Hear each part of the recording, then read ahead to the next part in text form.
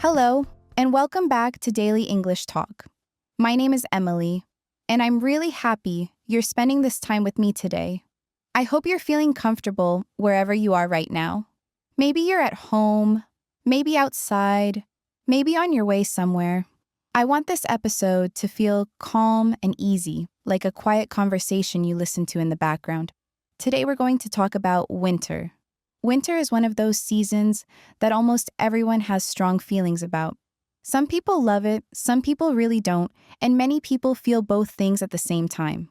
And that's what makes winter such a great topic to talk about in English. It's personal, it's emotional, and it's part of everyday life. When people talk about winter, they usually don't use complicated language. They talk about how winter feels, how it changes their routine, their mood, and their days.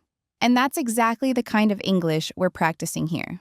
For me, winter has always been a season of contrast. On one hand, it can feel quiet, cozy, and slow. On the other hand, it can feel cold, dark, and a little heavy. And depending on the year, depending on what's happening in my life, winter can feel very different. I remember when I was younger, winter felt long and sometimes boring. The days were short, it got dark very early, and I often felt like I had less energy. I wanted summer to come back as soon as possible. But as I got older, my relationship with winter changed. Now, I see winter as a season that invites you to slow down. It's not a season for rushing. It's a season for warmth, for reflection, and for taking care of yourself in a softer way. When people talk about winter in English, they often start with the weather. That's very natural. Someone might say, "It's really cold today," or "Winter feels so long this year." These sentences are simple, but they open the door to conversation. Weather is often the first thing people mention, because everyone experiences it. You don't need deep vocabulary, just honesty. You can say, "I'm not a fan of the cold," or "I actually enjoy winter." Both sound completely natural. For me, cold weather affects my body and my mood. I feel slower. I move more carefully. I want warm food and warm drinks. I notice that I need more rest. And I think many people feel this way, even if they don't always say it. In winter, my daily routine changes. I wake up when it's still dark outside. That alone changes how the morning feels. In summer, light comes easily. In winter, you have to create your own light. You turn on lamps. You make coffee or tea. You build comfort intentionally. This is something people talk about a lot in winter. They say things like, "Winter makes me want to stay inside," or "I don't feel as active in winter." These are very common sentences, and they reflect real experience. I've noticed that winter makes me more reflective. I think more. I look back at the year. I ask myself quiet questions about my life, my habits, and my health. There's something about winter that encourages reflection. Many people feel this too. That's why winter is often connected to the end of the year, to new beginnings, and to personal goals. People talk about what they learned, what they want to change, and what they hope for next. But winter is not only about thinking, it's also about small pleasures. For me, winter mornings with a warm drink feel special.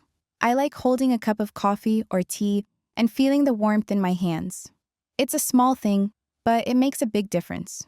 When I talk about these moments in English, I don't need special words. I just say, "I love warm drinks in winter," or "Winter makes me enjoy simple things more." That kind of language is very natural. Another big part of winter is clothing. People talk about coats, scarves, sweaters, and layers. But more than that, they talk about comfort. They say things like, "I just want to be warm," or "I live in sweaters during winter." Winter clothing feels protective. It's like wrapping yourself in layers to face the cold world outside. And this idea often appears in how people talk. Winter becomes a season of protection and care. At the same time, winter can be challenging. The lack of sunlight affects many people. Short days can make you feel tired or low, even if you don't fully understand why. I've had winters where I felt less motivated, less energetic, and more quiet. When that happens, I try to be gentle with myself. I remind myself that it's okay to slow down. Winter is not summer. It doesn't need the same energy. Many people feel guilty for being less productive in winter. But productivity looks different in different seasons. Winter productivity can be about rest, planning, and mental clarity, not constant action. I've talked to many people who say winter is hard for them. They say things like, I struggle in winter, or winter affects my mood. These sentences are very common and they are very honest. Talking about winter in English also often includes talking about activities. Some people enjoy winter activities like walking in the snow, winter sports, or quiet evenings at home. Others just wait for winter to pass. Personally, I enjoy winter walks when the air feels clean and quiet. There's something peaceful about a winter street. Fewer people, softer sounds, slower movement. It feels like the world is resting. Winter evenings are also special to me. I like early dinners, soft lighting, and calm music. I like reading, writing, or just sitting in silence. These habits support my mental health during winter. And when I talk about these things with friends, they often share similar experiences. Winter brings people together in a quieter way. Less noise, more depth. Winter also changes social life. People go out less. They stay in more. They choose smaller gatherings. Conversations become longer and deeper. This is something I've noticed over the years. In English, people talk about this naturally. They say, I prefer staying in during winter, or winter makes me more introverted. These sentences sound thoughtful and real. Of course, winter also includes holidays for many people. These moments bring warmth, connection, and sometimes stress. Holidays can be joyful, but they can also be emotional. I've learned that winter is a season of mixed emotions. Happiness, nostalgia, tiredness, hope, and calm can all exist together. And that's okay. Talking about winter doesn't mean you have to love it or hate it. You can simply describe how it feels for you. That's what makes the conversation real. As you listen, you might notice your own thoughts about winter. Maybe you love it, maybe you struggle with it, maybe it depends on the year. All of that is valid. Winter invites honesty, and honesty is the best place to practice a language. We're not trying to impress anyone. We're just sharing experience, one sentence at a time. And as we continue, we'll talk more about how winter affects daily life, emotions, and small habits, and how people around the world experience this season in different ways, all in simple, natural English. As winter continues, many people notice that their inner world changes along with the weather outside. Thoughts become quieter, emotions feel deeper, and life seems to move at a slower pace. This doesn't mean something is wrong. For many people, this is simply what winter brings. In winter, time feels different. Even days off feel more intentional. People choose how to spend their energy more carefully. And that awareness often shows up in conversation. Someone might say, winter makes me more thoughtful, or I feel more reflective this time of year. These sentences are soft but meaningful. I've noticed that winter makes me appreciate warmth more. Not only physical warmth, but emotional warmth too. A kind message, a calm conversation, or even a quiet moment with someone I trust feels more valuable when it's cold outside. Winter reminds us how important connection is. Many people talk about winter loneliness as well. Short days and long nights can make you feel isolated, especially if you live alone or far from family. This is something people are more open about now. They say things like, winter feels lonely sometimes, or I miss people more in winter. Talking about these feelings is healthy. Winter gives us permission to slow down and acknowledge what we feel instead of pushing it away. And English doesn't need to be complicated to express that. Simple words carry strong meaning.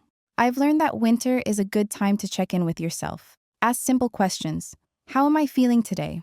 What do I need right now? More rest, more movement, more connection? These questions guide healthier choices. This is why winter routines matter. Small habits create stability when the world feels quiet and cold. For me, having a regular morning routine helps a lot. Waking up, making a warm drink, sitting quietly for a few minutes before starting the day. These small actions create comfort. People often talk about winter routines with simple phrases. I try to keep a routine in winter, or I need structure when it's dark outside. These are very natural ways to speak. Winter also encourages creativity.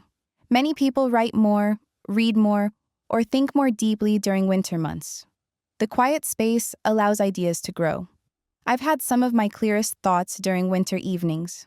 And when people talk about creativity in winter, they don't over-explain. They simply say, winter makes me creative, or I like quiet winter nights. That's enough. Another thing winter teaches us is patience. Nature rests in winter. Trees are bare. Growth is happening quietly under the surface. This idea often connects to how people talk about their own lives. Sometimes winter feels like a pause, not an end. A time where you don't see progress, but something is still happening inside. People express this feeling when they say, I feel like I'm in a waiting phase, or winter is a reset for me. And these thoughts are very human, and talking about them in English helps build emotional language naturally. I also think winter helps us practice self-compassion, being kinder to ourselves when we have less energy, allowing ourselves to rest without guilt, understanding that seasons affect us. When I stopped fighting winter and started working with it, everything felt easier. I allowed myself slower mornings, quieter evenings, and fewer expectations. And that made winter feel less heavy. Many people reach this understanding with time. They stop comparing winter to summer and accept it for what it is. And this acceptance shows in their language. They speak more gently, more honestly. Winter also changes how we socialize. Gatherings become smaller. Conversations become deeper. People choose comfort over noise. And this creates a different kind of connection. I've had some of my best conversations in winter. Sitting with someone, talking slowly, sharing thoughts without rushing. Winter creates space for that. As this season continues, it's okay if you feel quieter. It's okay if you feel reflective. It's okay if you need more rest. Winter doesn't ask you to perform. It invites you to be present. And as you practice English, remember that talking about winter doesn't require complex grammar or advanced vocabulary. It requires honesty. It requires you to describe how you feel in your own simple way. That's what language is for. Connection, not perfection. Thank you for spending this winter moment with me here on Daily English Talk. If you enjoy calm, natural English conversations and want to feel more confident listening and speaking, don't forget to subscribe to the channel. New episodes are always here to support your English journey, one quiet conversation at a time.